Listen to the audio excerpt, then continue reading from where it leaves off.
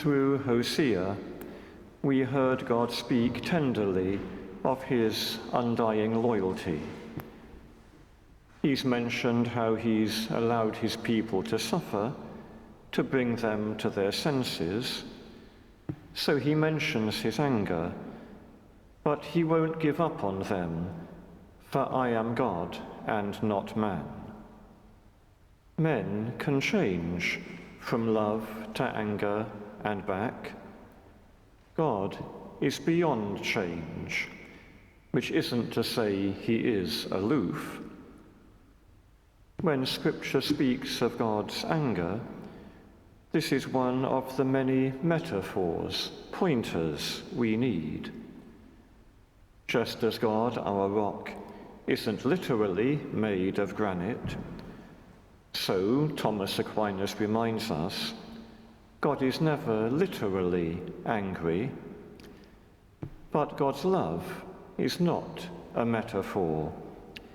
It is literally true that God is love, but a love beyond our comprehension. As we heard Paul say, centuries after Hosea, the depths of God unfolded. We learnt that the Father timelessly utters himself and his plan for us in his Son, who is his Word. In the Son it ceased to be true that I am God and not man.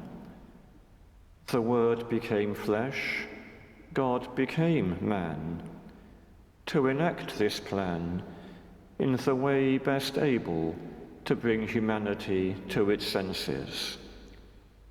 God shared our suffering. God become man, died on the cross as the most eloquent expression of God's refusal to give up on us.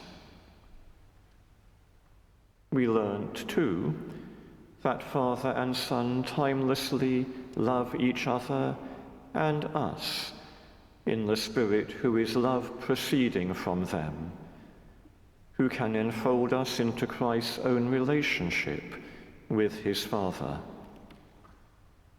So in his humanity, Christ is our exemplar, drawing us to resemble him and so be what God plans us to be. The Spirit dwelt in his heart with unique intensity, forging there a love for his Father and a love for each of us that perfectly enfleshes the eternal love in whom he and his Father love us.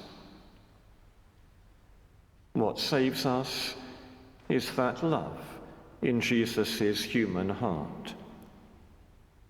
In that love, he died to reveal God's merciful loyalty.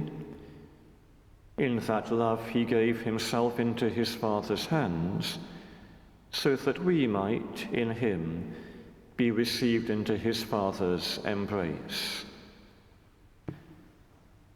Jesus had spoken of the Spirit as living water, had promised this water would flow from his heart when Zechariah's prophecy was fulfilled.